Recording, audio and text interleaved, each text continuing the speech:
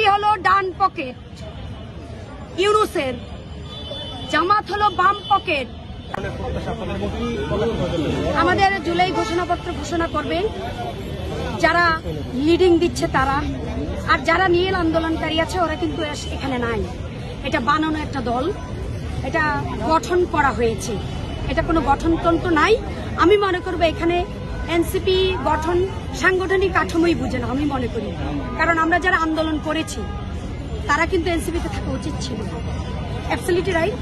এখন এনসিপিতে কারা আছে? যারা পয়সা ঢালছে তারাই আছে।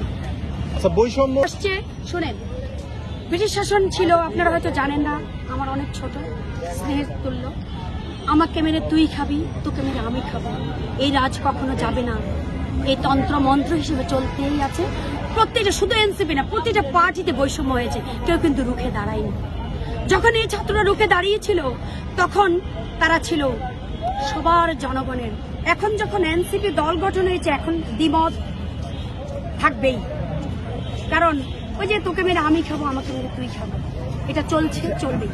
ওই যে দেখতে পাচ্ছেন হাসনা সার্জিস নাহিদ, এখানে একটা মেয়ে আছে যারা, ও আমাদের সাথে আন্দোলন করেছে, আরো ৩-৪টা আন্দোলন করেছে। আন্দোলনকারীদেরকে নিয়ে, এই গণ অভ্যুত্থানকে নিয়ে হাসনিয়া সার্জিস নাহিদ, আসিফ মাহমুদ, সজীব ওরা ব্যবসা চালাচ্ছে।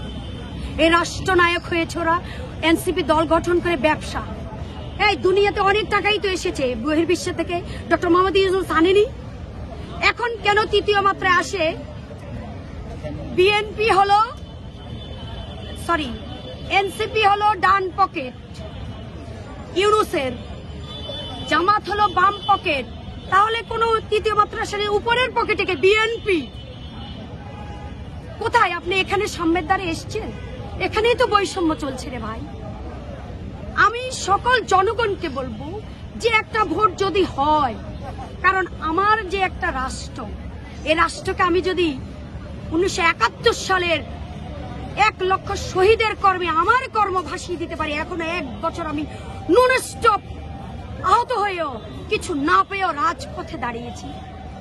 সত্য বলতে গেলেই সবাই পাগল, সত্য বলতে গেলেই ওর মেন্টাল প্রবলেম। এখানেই বৈষম্য। তোমরা কি আমাকে চিনো? কতটুকু দেখেছো? 2023 সালে আমি শেখ হাসিনার বিরুদ্ধে ভাইরাল হয়েছি, ওর বিরুদ্ধে বলেছি যাত্রাবাড়ি আপনার ওই যে পার্কে আমি হয়েছি, আমি জেল খাটিনি তো তখন।